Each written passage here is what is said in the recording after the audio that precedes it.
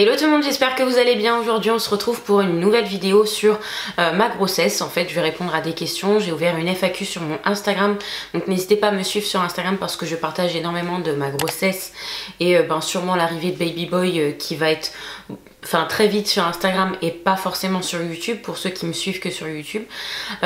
J'ai pris toutes les questions qu'il y avait. Je vais répondre à tout. J'avais demandé même l'intimité, etc. Des questions. En fait je réponds beaucoup à des questions avec les petites boîtes questions Instagram. Je dis beaucoup questions mais j'ai pas trop de place non plus pour vraiment en parler, etc. Donc là maintenant je pourrais être vraiment dans le détail. Donc voilà, je suis super contente de faire cette vidéo. Je suis à la fin de ma grossesse, presque je suis à 36 semaines. Enfin à la fin, il me reste 1 mois et 1 semaine. Vraiment, s'il décide de venir vraiment à la fin et au terme, on verra bien quand il décide de venir, hein, j'ai envie de vous dire. Donc voilà, je vais répondre à plein de questions. Et puis voilà, j'espère que ça va vous plaire.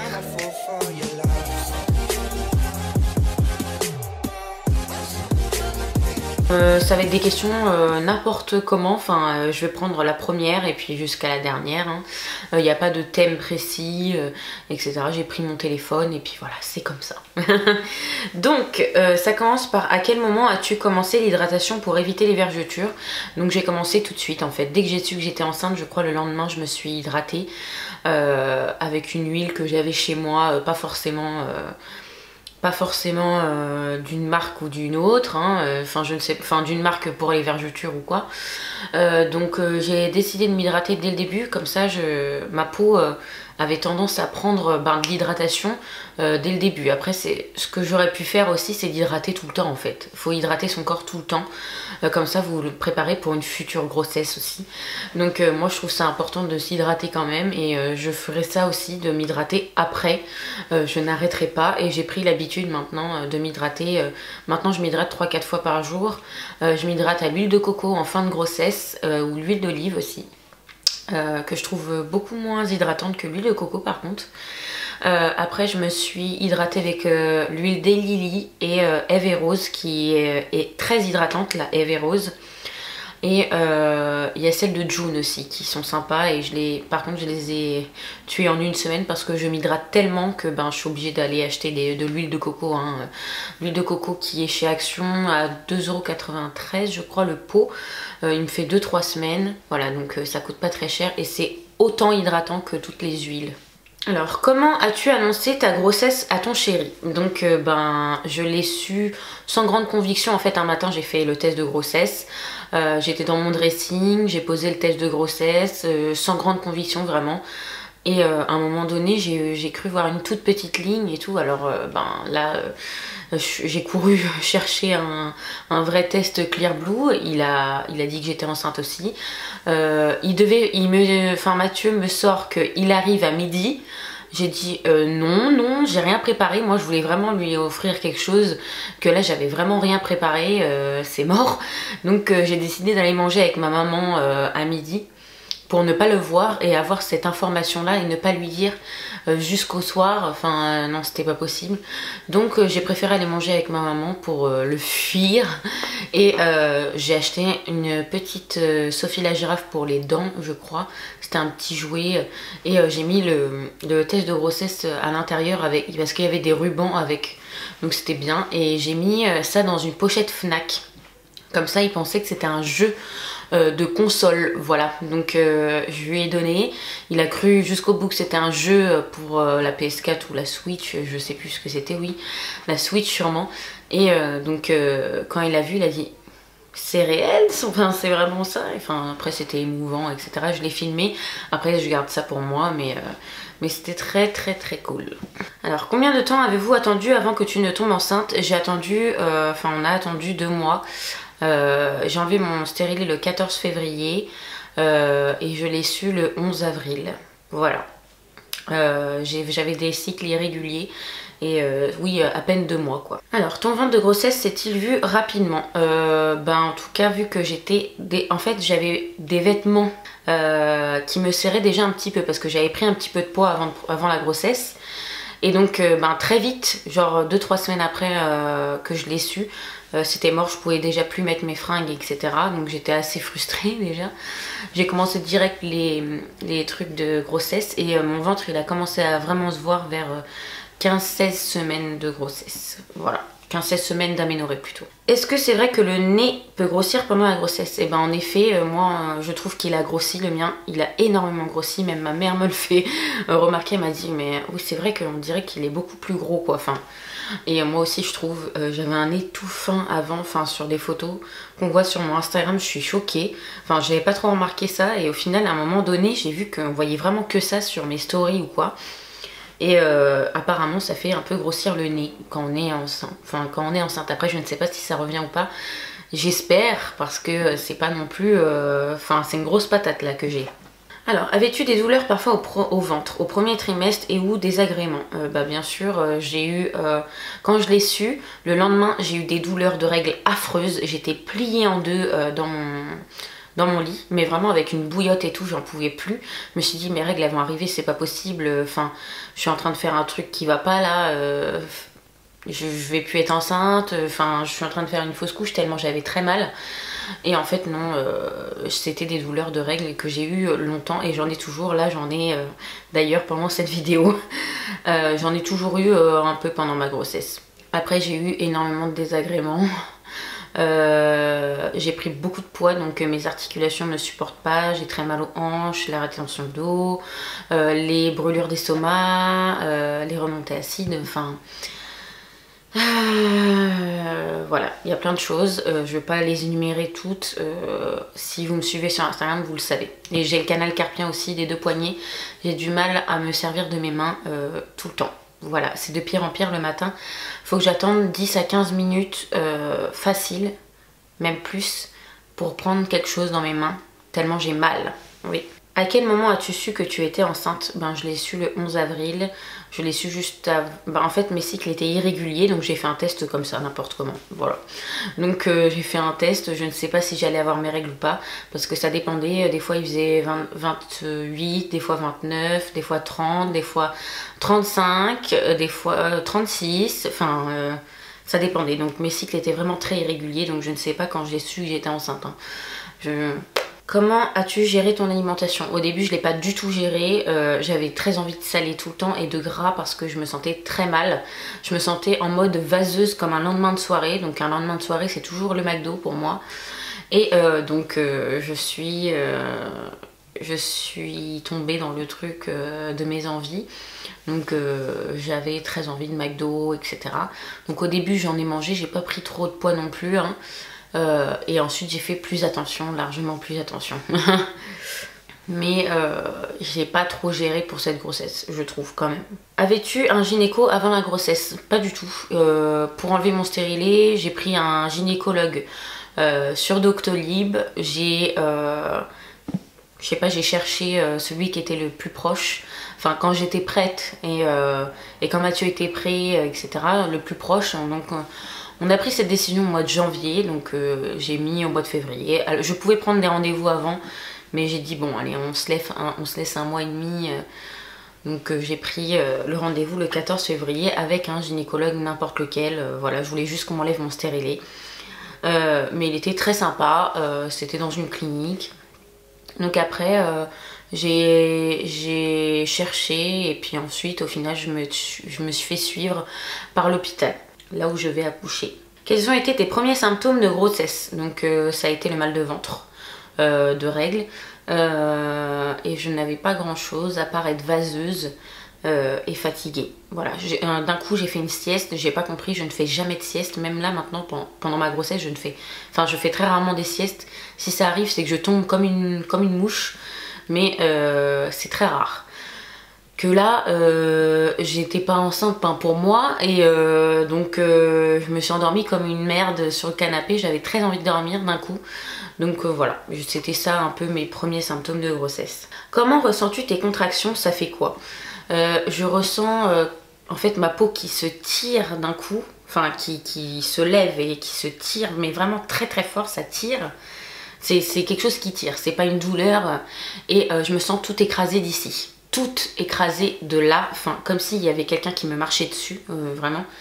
une contraction, c'est ça, et même de la tête maintenant, comme elles sont beaucoup plus, l'utérus est beaucoup plus gros, je me sens aussi très serrée de la tête, comme si on m'écrasait à l'intérieur.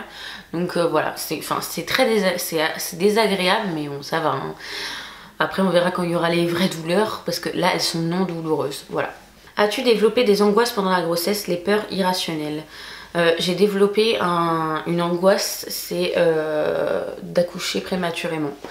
Parce que on m'a diagnostiqué à 12 ou 13 semaines d'aménorrhée une prééclampsie, voilà. Donc on me l'a annoncé comme ça au téléphone. On me l'a dit le lendemain d'une prise de sang. On m'a dit oui, vous avez un risque de prééclampsie, on vous envoie une ordonnance pour prendre le cardégique, donc c'est de l'aspirine qui fait fluidifier votre sang, et puis voilà, vous prenez ça jusqu'à la fin de la grossesse, jusqu'à 35 semaines, voilà. Donc à moitié raccroché au nez. Moi forcément je vais regarder sur internet ce que c'est la prééclampsie. J'ai vu première cause de mortalité, enfin là c'était une grosse catastrophe, j'ai chialé toutes les larmes de mon corps, je me suis dit ça y est je vais mourir, enfin, et donc j'ai vraiment eu peur parce que j'ai vu plein de témoignages après qui disaient que elles avaient accouché à 22, 23, 25 SA, semaines d'aménorrhée, et moi j'avais vraiment très peur d'accoucher avant. Là il me reste une semaine et quelques jours avant qu'il ne soit plus prématuré, donc je suis super contente d'être arrivée à ce moment-là. J'ai même eu mon rendez-vous anesthésiste un petit peu avant vu que j'ai ce risque de prééclampsie, et je suis suivie aussi par le monito, en monito toutes les semaines.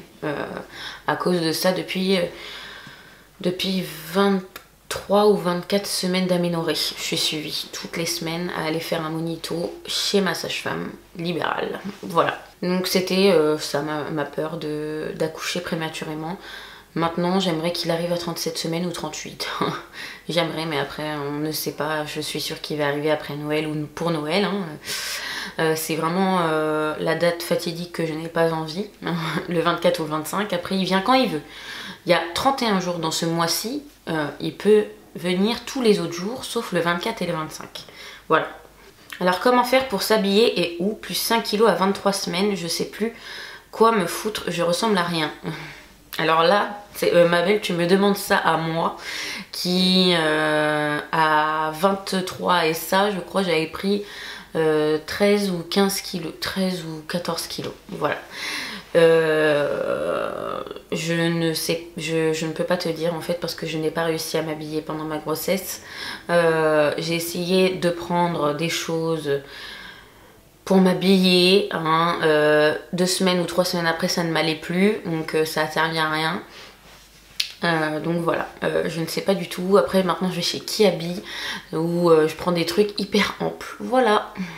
Si tu pouvais remonter le temps et changer quelque chose dans ta grossesse, ça serait quoi? Ce serait ne pas dépenser autant dans des fringues de grossesse, dans des fringues d'été pour me ressentir bien pendant ma grossesse, etc. Parce que maintenant je les ai mis, peut-être il y en a certains je les ai mis une fois, ils me vont plus déjà, donc ça me frustre, et que je ne vais pas mettre les trucs d'été directement en sortant, hein, de mon accouchement. Et donc voilà, c'est largement moins dépenser pour des fringues, pour rien en fait, des choses hyper simples, super moches en plus, juste pour m'habiller en fait. Et aussi de moins stresser pour la prééclampsie peut-être. Mais bon, je n'étais pas au courant, on m'avait pas bien expliqué, donc forcément, mais sinon je ne changerais rien. Peut-être bouger un peu plus et encore, ou ouais, peut-être partager plus de positifs sur mon Instagram aussi, voilà. Mais je montre vraiment ma réalité. D'ailleurs il y en a beaucoup qui disent que elles sont super contentes en fait de voir qu'elles sont pas toutes seules dans leurs maux de grossesse. Moi c'est pas une grossesse, en fait pour mon physique à moi, ma grossesse se passe mal, au niveau des douleurs, je vous parle juste, mais sinon tout va bien pour bébé. Donc ça c'est le principal en fait, j'ai envie de vous dire. C'est juste moi qui souffre. Donc voilà, sinon c'est une grossesse parfaite au niveau de bébé, de l'utérus, placenta, tout ça, tout va bien. À part le risque de prééclampsie que Ma sage-femme ne sait pas où ils ont vu ça puisque je n'ai aucune tension. Elle dit que c'est un comble puisque à chaque fois qu'on me prend ma tension, je suis à 9,5 ou 10,5 ou 17 max. Des fois je monte à 12,7 quand je suis un peu stressée, quand j'ai chaud quoi. Mais j'ai aucune tension haute, on ne sait pas d'où ils ont sorti ça. Mon placenta a très bien marché, enfin après c'est peut-être grâce au cardégique, hein, mais c'est pas le cardégique qui m'a fait perdre ma tension puisque je n'ai toujours pas de tension même quand je n'en prends pas. Ce serait peut-être ça que je changerais de ma grossesse. Coucou, as-tu eu des bons conseils de grossesse par la famille? Es-tu bien comprise par ton mal-être? Je suis comprise par mon mal-être seulement, je pense, par Mathieu. Parce qu'il est avec moi tout le temps, etc. Donc il comprend, il est très compréhensif avec moi. Les autres, c'est pas grave, t'es enceinte, tu vas reprendre ton corps, etc. etc. Et non, hein, je ne reprendrai pas mon corps et ça je le sais. Je n'aurai pas le même corps qu'avant et je n'arrive pas du tout à faire mon deuil de ça. Je regarde énormément les photos de mon corps d'avant parce que j'ai pas assez profité de ce corps-là. J'ai mis 2 ans à l'avoir. Depuis petite, j'ai toujours été la plus grosse de mes copines, la plus boudinée. J'ai travaillé tellement dur pour avoir un corps de fou que les gens ne comprennent pas en fait autour de moi parce que c'est rare qu'il y en a qui ont perdu du poids, voilà, qui ont fait du sport. Etc., qui ont fait des sacrifices pour ne pas manger, pour dire non à ses envies. Donc je ne me sens pas assez comprise que Mathieu a vu pendant les 2 ans tous les sacrifices que j'ai pu faire, mes assiettes, mes cheat meals, mon sport. Lui il allait à son foot mais moi j'étais tous les jours, presque tous les jours à la salle de sport en train de me déglinguer le corps quoi, enfin j'adorais ça hein. Et donc il a vu en fait que c'était trop dur pour moi et que c'est dur pour moi. Voilà, c'est dur. Tout simplement, je vais arrêter d'en parler parce que c'est un sujet qui commence à vraiment me faire pleurer en fait. Enfin, qui risque de me faire chialer. J'ai fait un cours de préparation à l'accouchement avec ma sage-femme. Elle en a parlé un petit peu et tout de suite les larmes sont... J'avais chaud parce que je me retenais. Moi je n'aime pas pleurer en fait. Et je pleure très rarement pendant ma grossesse. C'est dingue. Et j'ai eu des bons conseils de grossesse. Enfin, en fait moi, je ne prends pas de conseils on va dire. Je vais faire à mon instinct, mon feeling. Ce qui se fait maintenant parce que moi par exemple ma maman ça va faire... 21 ans qu'elle a accouché, ça n'a rien à voir. Moi, elle m'avait mis un tour de lit, une couverture sur moi. Enfin, j'aurais pu crever 50 000 fois, hein, j'ai envie de vous dire.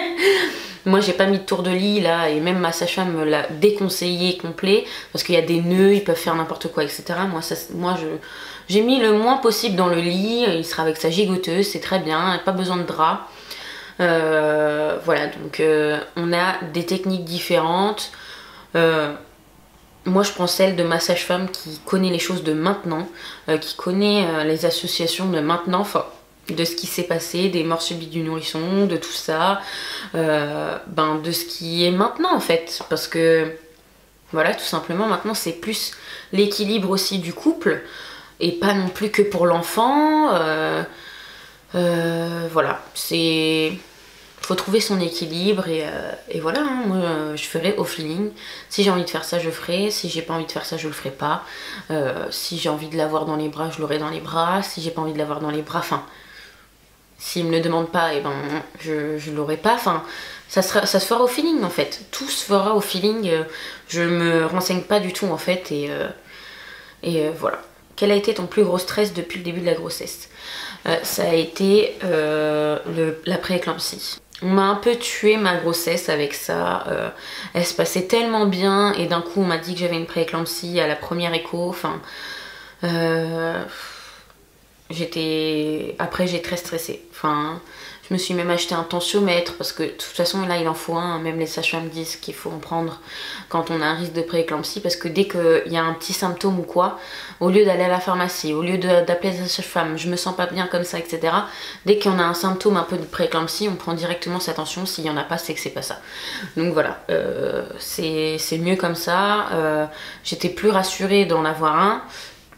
Donc voilà, c'était ça mon plus gros stress, d'avoir de la tension ou de commencer une prééclampsie.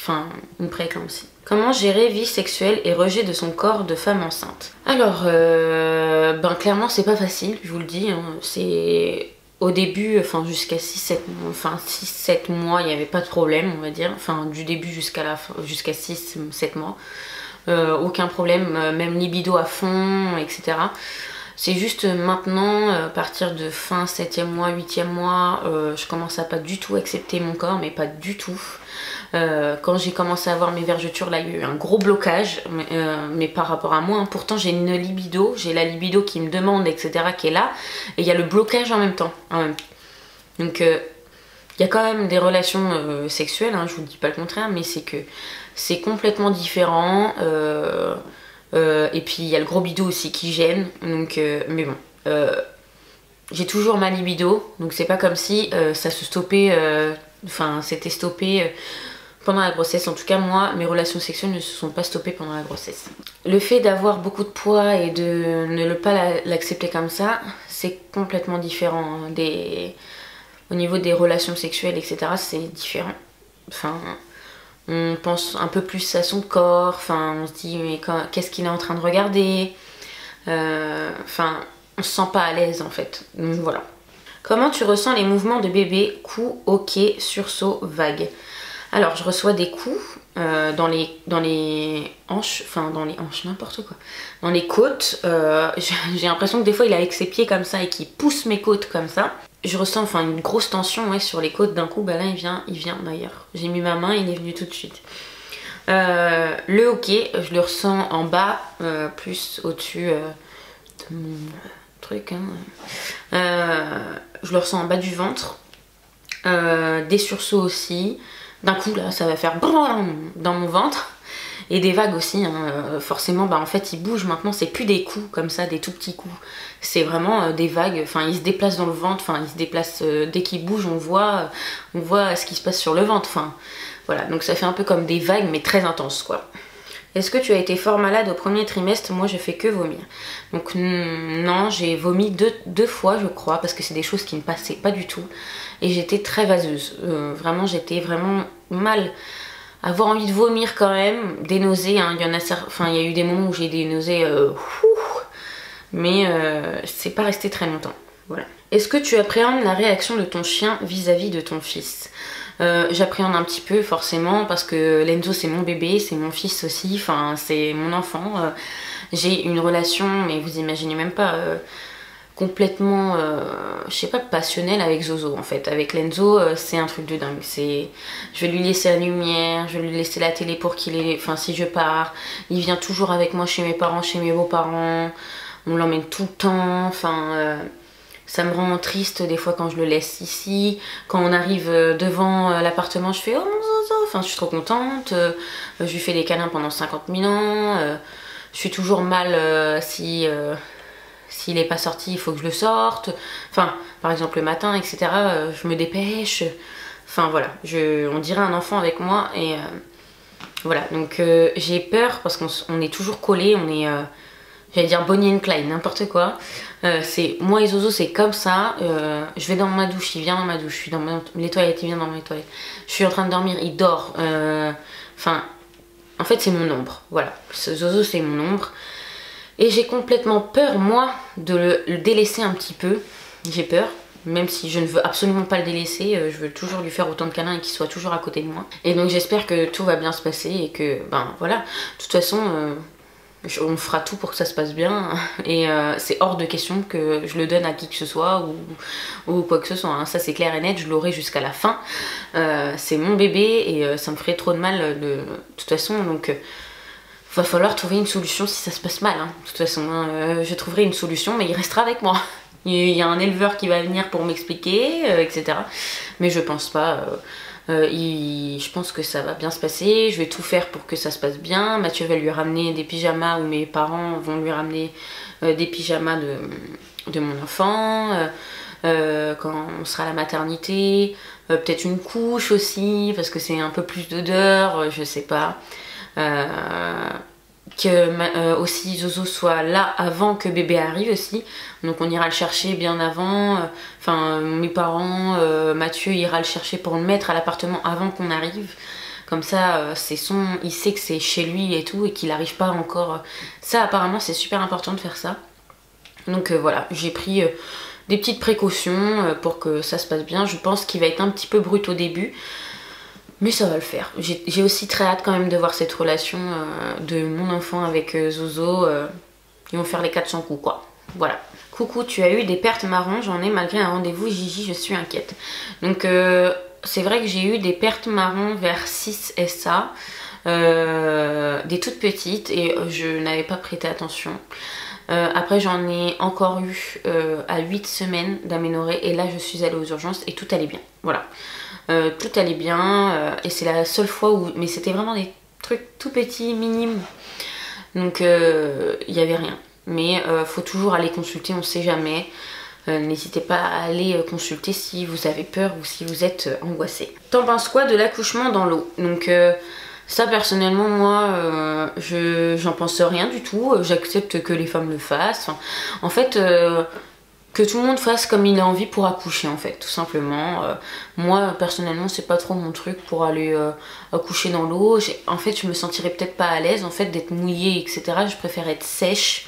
Je sais pas, enfin je vois mon accouchement sèche avec ma blouse, je sais pas, je le vois comme ça en fait. Donc mais si des nanas préfèrent être dans l'eau pour par exemple si elles n'ont pas de péridurale, ça fait du bien, ça fait énormément de bien au dos, au ventre, etc. Un peu d'eau chaude, je ne sais pas si c'est de l'eau chaude ou pas à chaque fois qu'ils font des accouchements dans l'eau ou pas.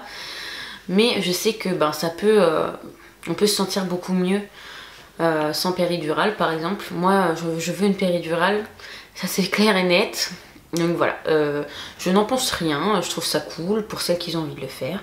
Et voilà, pour n'importe quel accouchement, n'importe comment, chacune fait ce qu'elle veut, comment elle veut elle coucher, chez elle, comme elle veut en fait. Moi il n'y a aucun jugement, enfin moi je porte aucun jugement sur rien du tout en fait. Je suis personne pour juger. Voilà, tout simplement. Quand as-tu senti ton fils bouger pour la première fois? Je l'ai senti à 19 semaines d'aménorrhée, à la fin. Qu'as-tu fait à ton premier rendez-vous avec la sage-femme? On a beaucoup parlé, elle m'a posé énormément de questions, on a fait le Doppler et on a pris ma tension, voilà. Mais sinon c'était très long, on a beaucoup parlé en fait, pour qu'elle apprenne à connaître mes antécédents, etc. Quand as-tu découvert le sexe de bébé? Je l'ai eu, enfin on a eu une estimation à 13 semaines d'aménorrhée et après je suis allée faire une éco-plaisir à 18 semaines d'aménorrhée. Voilà, on a eu la confirmation. Vaut mieux être suivi par un gynécologue ou une sage-femme. Alors moi je suis suivie par les deux puisque j'ai le risque de prééclampsie.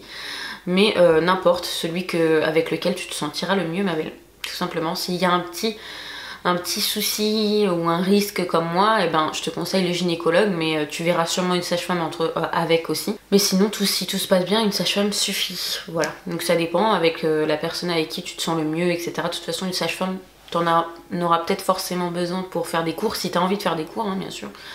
On n'est pas obligé d'en faire. Mais voilà. Sens-tu Baby Boy beaucoup bouger? Eh ben, écoutez, il me laisse vraiment tranquille. Enfin, c'est un Baby Boy qui est doux, qui est gentil, qui fait quand même mal à la vessie. Je vous dis pas le contraire, mais qui m'a toujours laissé dormir. Ou alors c'est que ça me gêne pas en fait. Je sais pas, ça me gêne pas quand il bouge dans mon ventre. Quand je vais pour m'endormir et qu'il se met un petit peu à bouger, ben ça me gêne pas trop et ça m'endort en fait. Donc ça me gêne pas, tout simplement. Donc je ne sais pas si c'est qu'il bouge pas trop, enfin qu'il est très calme ou je sais pas. Ou que ben j'accepte fort les mouvements du ventre. Je ne sais pas. Penses-tu que ne pas faire les cours de prépa peuvent poser problème le jour J? Personnellement non, je ne pense pas, parce que je pense qu'avec la douleur t'oublies tout. T'oublies tout ce qu'on t'a dit, t'oublies tout ce qu'on t'a dit de faire, enfin je pense que c'est le cas, mais après dans les cours de préparation à l'accouchement t'apprends pas que d'accoucher, hein. Ça c'est peut-être un cours, après t'apprends la nourriture, comment ça se passe, t'apprends à être préparé en fait, à savoir combien il y a de personnes autour de toi, en fait à te préparer à ce moment là. Je sais pas comment expliquer, mais à te préparer à ta vie d'après, comment t'organiser, enfin moi en tout cas c'était des trucs comme ça, comment t'organiser avec une vie à trois, avec ton chéri, avec le travail, enfin nous en tout cas c'était des cours comme ça, hein, je vous le dis, après ça dépend, les sages-femmes elles font pas toutes pareil. Il y a aussi un cours pour le papa, pour savoir comment gérer l'accouchement, pour le côté accouchement de sa part, parce que aussi faut pas le laisser quoi. Il est là, il fait partie intégrante de l'accouchement, enfin voilà, il doit être là en fait. Enfin, c'est un pilier pour nous aussi et lui aussi il devient un papa, donc forcément c'est un choc aussi pour lui. Donc c'est en fait se préparer tous ensemble. Et voilà, après moi, si t'as pas envie d'en faire, tu n'en fais pas. Moi j'avais envie de le faire parce que comme ça, on apprenait plein de choses avec Mathieu. À chaque fois on apprend plein de choses parce qu'en fait, moi je regarde rien, je regarde aucun article, etc. Je préfère écouter ma sage-femme qui est hyper bienveillante, qui est super en fait. Moi je l'adore et c'est une des meilleures sages-femmes je pense de Tours. Donc je suis hyper contente de l'avoir et de l'avoir trouvée, qu'on me l'ait recommandé aussi. Donc voilà, je suis hyper contente de l'avoir. Elle a fait des cours de folie, on a appris des choses super importantes, qui ne jugent jamais et qui te met pas dans un malaise pour les cours, etc. Donc voilà, les cours ça ne sert pas que à savoir souffler ou etc. mais à savoir ce qu'il y a dans parce que normalement ta sage-femme connaît un petit peu ta maternité, donc elle peut savoir si t'as une baignoire, si nanana, comment tu peux faire. Tu peux mettre, par exemple moi j'allais pas penser que je pouvais prendre ma balle, enfin une balle parce qu'il y en a dans mon hôpital, une balle comme ça et me mettre sous la douche et faire les mouvements pour que ça aille mieux, etc. Mais sous la douche c'est top parce que en fait c'est chaud, donc ça peut faire que du bien au ventre et au dos, voilà tout simplement. Donc ça j'étais pas au courant, enfin en fait il y a plein de choses en fait à savoir. C'est pas forcément gérer la douleur, c'est tout, voilà. Moi en tout cas j'ai appris énormément de choses avec ma sage-femme. Donc voilà, je pense que je vais m'arrêter ici pour cette FAQ parce que je pense qu'elle est grande, enfin je pense qu'elle va dépasser les 30 minutes, je ne sais pas, ça dépend. Peut-être que j'ai bien bugué aussi des fois, et où je reprenais mon souffle, comme là j'ai envie de le reprendre. Donc voilà pour cette FAQ, n'hésitez pas à me suivre sur Instagram et sur YouTube, je vous fais plein de gros bisous, j'espère que cette vidéo vous a plu. Et voilà, je vous fais plein de gros bisous et à très bientôt dans une prochaine vidéo. Bisous!